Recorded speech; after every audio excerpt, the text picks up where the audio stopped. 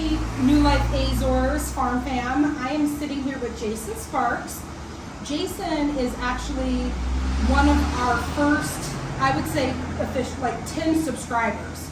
I think back when he first subscribed, we were at 7, so I know that you're somewhere in that. Pretty early on. Yeah, pretty early on. Now we're at, I believe, 1,030 subscribers. So the channel is growing and it's increasingly being viewed by more and more people.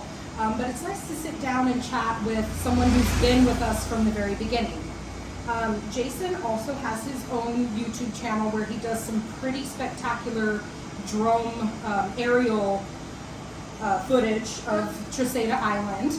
And I would really like for you guys to go and view his channel and subscribe to his channel as well. And that is, what is it? Terceira? It's a Terceira Island. Okay. We'll put a link to it in the description, I suspect. Yes, exactly. So we are right now sitting at a coffee shop. It's called Cantina do Pão. Cantina do Pão. Right. Okay, thank you, Cantina do Pão. Because if we were to try to do this video at my house, you guys know my dog Mako is a little crazy and we wouldn't be able to get anything across. So forgive us for the side traffic because we're literally right on a side street right now, tucked into the little corner of this cafe here. But we have our coffee. We each got our own little coffee, and look at this gift he gave me, you guys. It is so cool. I can't wait to use this little gadget in the future. But basically you plug it into your phone and then it's a little microphone that you clip to yourself.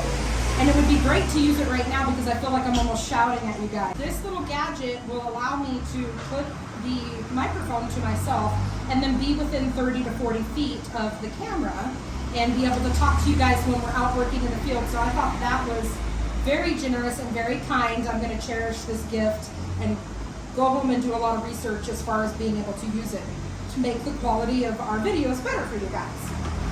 So Jason, I'm talking a lot, I know, but Jason, I want you guys to know a little bit about his history and his connection to the island. So if you want to share your story, you were in the military, right, out here? Yeah, I was in the U.S. Navy, and my first duty station in the Navy was here on this island. So I was in Florida, and they were detailing my orders, and they told me that I was going to be stationed in the Azores. And I'd never heard of it. Here I am, 20 years old, I had no idea. And on the whiteboard in the class in our classroom, the instructor drew a line, a squiggly line that looked like New England and Florida. And then all the way to the other side of the board, he drew a squiggly line that looked like Europe. And then right in the very middle, he put the tiniest little dot that you couldn't see. And he said, "That's where the Azores is, and that's where you're going to go." Okay. So after that, I went home and on the globe and then an atlas and everything I looked up. But I showed up here in July. Really not knowing what to expect, but I got off the plane and there were Toradas in the street and the taxis were taking us to parties, and this was pre-European Union. Okay. So Portugal still had its own currency, the escudo. Oh, okay. And the exchange rate at the time was about 160 to 180 Portuguese pennies to 100 US pennies. All right, and so, I don't know, the thing that I can scale the currency exchange to mostly was cerveja, beers, were 80 escudos, Okay. which is essentially 50 cents. Okay. So it was 2 beers for $1 I see. Okay. back in the early 90s. Wow. And so I lived here for almost 2 years as a sailor, lived on the military base. I worked at a place a few miles away at a Navy communications station. And the whole time I was here, I was going to dinner in local restaurants. I was fully engaged in the community in the island. I was sightseeing, living it up. walking on the trails, swimming in the ocean. And I had friends that spent, a full 2 years on the base. And they would go to the bowling alley and eating the Burger King on the base where they didn't go out and experience everything. And I really lived it up. I loved it. It's always been a fantastic memory of mine. I left the island 32 years ago, always wanting to come back. And have been coming back for vacations, 2005, 2006, 2008, came back in 2011, came back last summer, have been twice this year. We're in the process of buying a house and starting a transition to start living here part-time. Once I can get the kids off to college and doing their thing, we plan on being here. And we'll be neighbors. Yeah. And you'll be in more videos, of course. Yeah, we're buying a house right down the street here in Potato. That's awesome. Jason's story is obviously much different than mine, where I had never been on a commercial airplane, let's just say that, until I flew all the way from Oakland, California to Terceira Island, one direct flight. And it was my first commercial flight I had ever been on. We pretty much packed up a few suitcases of our belongings, loaded everything on the plane with our 2 dogs, flew to Terceira Island and said, let's make it. Of course, we have ties to the island. If you guys are watching, or if you have seen any of the other videos, you know that my husband's dad was born here on Terceira Island, and my husband Sean was born here on Terceira Island. His mom was born in Piku, and we started a family farming business. My husband is in a partnership, a business partnership with both of his parents and his 2 sisters. And we had a total, I believe, of 13 family members that came over here from the United States and now have been living here for a year on Terceira Island. Life is good. Of course, there's an adapting period. I was speaking with Jason earlier, telling him that anything that I might say that might be a negative or a con about living here isn't really a con. It's more of something that you just need to learn to adapt to. One thing is there is often cow patties in the middle of the road, and I recommend getting a SUV or a truck or a hatchback of some sort if you do plan to bring your vehicle here or do plan to live here, because even though there are streets, it is very much farmland kind of country, good mixture of the city and the country, I think. Like Jason was saying a minute ago about, partying and living it up and stuff like that. Terceira Island, out of the 9 islands that are here in the archipelago, is considered the party island, okay? One thing that I needed to adjust to and build up some stamina is the partying. In June is when I believe all the festas start happening.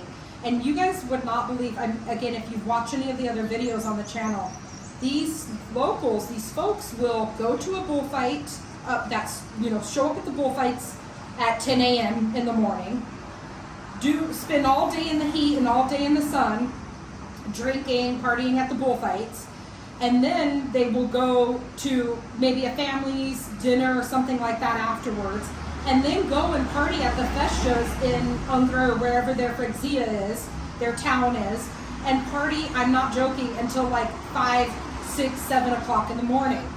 So I'm not used to that. I'm in my 40s now at this point in time, and it's interesting, and it's actually somewhat inspiring to see these people that are 25 years older than me being able to well out party me. So I feel that there's really no age limit or no age group that you need to kind of stick with out here on the island. Everybody is friends with everybody. The age doesn't matter. And I think everybody is, taking care of each other and taking care of, each person's neighbor. And some, they say it takes a village to raise a child. And I believe that they really live and breathe that out here. So yeah, it's definitely a destination that I would recommend coming to visit, if not retiring in or bringing a whole new life or starting a whole new chapter, just like I did and with my family, and that Jason is possibly going to be doing with his family as well. But let's clarify something here about the party scene, right?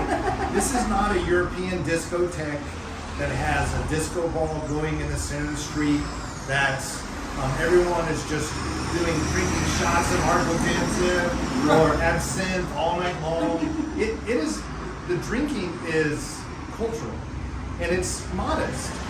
People don't really get drunk, and it's not like that kind of party where they're staggering around the street and stuff. Everything is throttled. And so you have a couple of beers in the afternoon, you have a little wine with your dinner, and not everyone is even drinking. And the partying is not like raging, in the corner. It's just... Though there is some of that does happen. Yeah, and it's okay, and that's okay. But it's really a community event where everyone comes together. from 3-year-olds to 83-year-olds, and you've got generations out there. Families come together, and the Fergasias, the little parishes that are on the island, everyone comes out, and it's amazing how many people are cousins and nephews and aunts and uncles, and from the next village over, and it's just a sense of community that I haven't had since neighborhood block parties in the early 80s, right? It's a cultural shift and a cultural change. We were talking about she talked earlier about the cons, right? There's no Starbucks here. There's no mall. There are no toll roads. There's no traffic. Yeah, I think those are spectacular things. I don't need traffic. I don't need Starbucks. So if you can have that open mindset, on a place to go on vacation. This is not the Caribbean. This is not Norway. This is not Frankfurt, Germany. This is a very rural place. Angra, the big city here, has about 25,000 people that live in that metroplex. It's 480 something years old. A UNESCO World Heritage Site, suffered a traumatic earthquake in 1980. The United States and the Portuguese government, European countries spent a lot of money rebuilding the city. In 1983, it was established as a UNESCO World Heritage Site. And the architecture there is spectacular. Everything's just a slow pace of life. Beautiful buildings, beautiful historic buildings. I know that some of there is a church that has been here since, I believe, 1435. Yes, unfortunately, a lot of the buildings, like Jason was saying, were tremendously affected by this huge earthquake. Actually, my in-laws were here during that time that that earthquake happened. And I remember them telling me stories of how scared and terrified people were when that earthquake hit. And they've taken a lot of pride and finances and other organizations to rebuild, and boy have they. Some people, because it is so rural, some people think that it's like some sort of third world country out here, and that is absolutely incorrect. It is very advanced. Any of the technological advances that we have in the United States, they do have here. Internet service is actually better out here. So I don't want you guys to get the idea that you're going to be, using outhouses and, having to shy away from using the internet and, there's no flat screen TVs and things like that, because they do have all of the technologies and all of the advances that they do have in America as well, too. One of the things that I've been investigating and planning to move here, my parents are wanting to move here with me and start to spend some of their time there. And so they're mid-70s, and we've had to do a lot of looking into healthcare and what the medical system is. The hospital here is state-of-the-art. The insurance costs are a fraction of what we're paying currently in the United States. The out-of-pocket costs are a fraction of what we pay in the United States. I was having lunch with some other expatriates that live here on the island. They were telling me that they had to go in for an MRI, and the MRI cost them €7, which is about $7.84, right? Nothing. You break your arm, you have a cast on for 6 weeks and stuff, and that's €15 to get that service. You do have to have some private insurance sometimes, but even that's maybe $80 or $90 a month for the family, as opposed to the exorbitant cost that I have in the United States now. Yes. Dentists, a crown is 40 or 50 euros instead of $2,000 back home. You could get the whole thing, x-rays. Some of the people from the expat group just actually had to go in and get emergency dental work done, and she said she was treated like a princess. Right. Had all 3D x-rays done of her mouth and everything taken care of, and I think she said, it was about 40 euros. Even myself, I just had to unfortunately go to the emergency room for personal circumstances, but the reason why I'm even mentioning that is because I literally paid €6 because I'm a permanent resident, so I paid €6 to go to the emergency room. Mind you, in the United States, I'm just comparing here. I had 2 insurances. I had full coverage with myself, and I had full coverage through my husband's employment, and I was still paying $99 to go to the emergency room for my copay, plus of any of the expenses on top of it if you need The x-rays. 80%, 20% thing sticks with money on the back end. Exactly. So I agree with, you know, you as far as like superior healthcare. You're treated like a god or a goddess compared to some of the experiences that we've had before in the past when it comes to healthcare. So some folks are like, oh, should I retire here or should I not retire here? Just know that if you do, you will be medically taken care of. Now, there are some there is some medical stuff that they may need to send you to the mainland. And I've heard, you know, maybe some of my neighbors and things like that, but that's pretty much all paid expenses. Hotel, they'll pay for your hotel, they'll pay for your meals, and meanwhile you're able to just, you know, relax and focus on getting better versus breaking the pocketbook, if you will, breaking the bank. Yeah, so if you move here and you're here on a residency visa, you're enrolled in the National Healthcare Program, which is a socialist healthcare program. And so like if you do get cancer and the cancer treatment is in Lisbon, the airfare and the lodging in Lisbon is paid for by the National Healthcare Program. But let's say if you're not even trying to live here, let's say you're looking to come here for 2 weeks on vacation.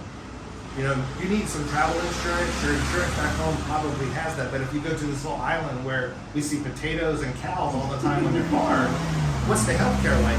And it's state of the art. I mean, it is just top notch. Yeah. So don't be scared to come here because of something that might happen while you're on vacation. Exactly. Even if you're just the accidental tourist that comes here, it's a perfectly safe place to be.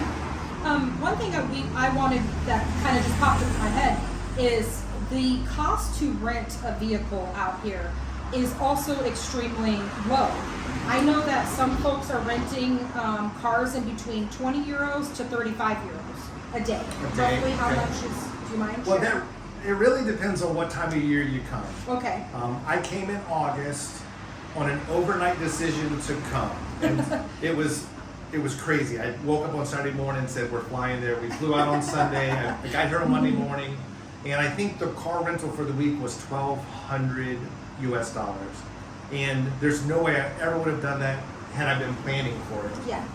We're here for 2 weeks on this trip, kind of in the off season, end of October and the beginning of November. So this is off season, and I think it was $319 US for 2 weeks. Wow. That's spectacular. So things are definitely much more expensive from about June 15th until about September 15th. That's the peak season here. So hotels, Airbnbs, rental cars, all that stuff is more expensive. But one of the things you're aware of about the car is the gas. Gas is sold by the liter. Currently it's $1.68 or €1.68 per liter. There's 3.8 liters to a gallon, so that's roughly $7.50 US per gallon.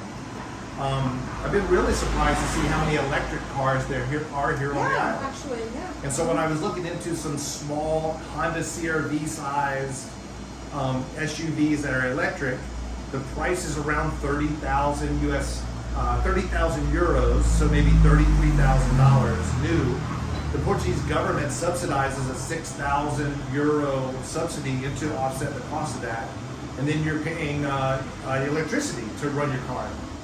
The cars have a range of 200 to 300 meters, which is more miles than you can drive when the island's 13.5 by 18 miles. And so you can charge your car up. The trickle charge on your car, your monthly electricity here is around 50 or 60 euros. For my family of four, I think we're paying in between 80, well, let's just say 60 to 100 euros, depending on the month. You have a refrigerator? We have a refrigerator. You have a chest freezer? We're gamers, so we're always on our Computers electronics. are on, Yeah. You're charging 4 Fans, iPhones yes, and all that exactly. stuff. Laptops, computers, all of that stuff. I wish yeah. my electricity bill back home was $100 a month. Yes, exactly. And honestly, you guys, 100 euros per month for electricity is on the high end. A little bit more about utilities, because that was one of my most recent videos where we were going over some of the cost of living. Your water bill can be as low as 10 euros a month. Your gas, you're looking at, again, going off family of four, probably about under 20 euros a month because you're buying the propane. And I think it's 16 euros for a brand new one, and then you can go and take your old container back and get a new one for even less than that. I think it's around 12 euros for the gas. Right now I'm staying in a house that's probably around 1,200 square feet, and it's a 3-bedroom, 2 kitchens, 2 living rooms, 2 bathroom house, and I'm paying about 500 euros in rent for that size of a space, plus all of the luxuries of having 2 kitchens and 2 living spaces. So it really allows us to kind of each have our own little private space, and we're not all cooped up into, one tiny living space in order to be able to achieve something as low as 500 euros a month. So it is doable. I would actually recommend, if you guys are looking at renting a place, to don't go on the Airbnb. I know this might not set well with some people who are out there with the Airbnbs, but get on Facebook and get out here to the local, Facebook, and look up in the Facebook market, because Facebook is used out here a lot. In the United States, I wasn't used to that, and I hardly used my Facebook at all, but they very much use Facebook Marketplace as a place for marketing. So on Facebook, when you go into Marketplace, you've allowed Facebook to access your geographic location, and so you can set the range from 2 miles to maybe 100 miles when you're shopping for a car or a dresser or something. But you can go in there and change that. There's no zip code you can put in, but if you just shrink the map down and then go right about 4 times past that North Atlantic, written in the middle of the Atlantic. Get a search for it. Another little swerve, it'll come right into the Azores. And so you bring the circle around the island of Terceira, set that, and that shows you all the things that are set here. So that's the way that I've been shopping cars. There you go. I've been shopping apartments for rent, houses for sale, apartments for sale, and it's Facebook Marketplace is an easy way to list something for no fee. Yes. It's not like you're trying to sell it where eBay or Etsy is going to charge you anything. Facebook it's an easy way to find places to stay. And you can even find some short-term rentals for 4 and 6 and 8 weeks that aren't Airbnb, like daily night rentals. Speaking of Facebook Market, if you guys are watching again some of the other videos, there's a video in there where my mom is here visiting, and we are deeply searching, asking the locals for thrift stores. And unfortunately, what was explained to me by some of the locals is that whatever she's looking for, everybody else is looking for it as well too. So having a thrift store out here isn't really a very popular thing, but on Facebook Market is where you're going to see those antiques, and you're going to see all those little knickknacks that are in people's houses that they're selling and trying to get rid of. I've seen people sell eggs on there, everything. You guys know, just take a look at it. I definitely recommend, viewing the Facebook Market if you do plan to come out here and establish any sort of life or lifestyle out.